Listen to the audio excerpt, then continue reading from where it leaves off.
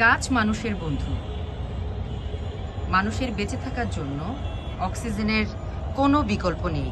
তাই গাছ যখন অক্সিজেন তৈরি করে, তাই গাছ মানুষের এক অন্যতম বন্ধু, যার কোনো বিকল্প নেই।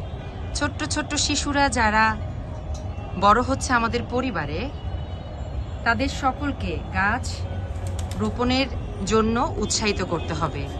একটা দুটা গাছ লাগালে খুব বেশি খরচ হয়ে যায় না।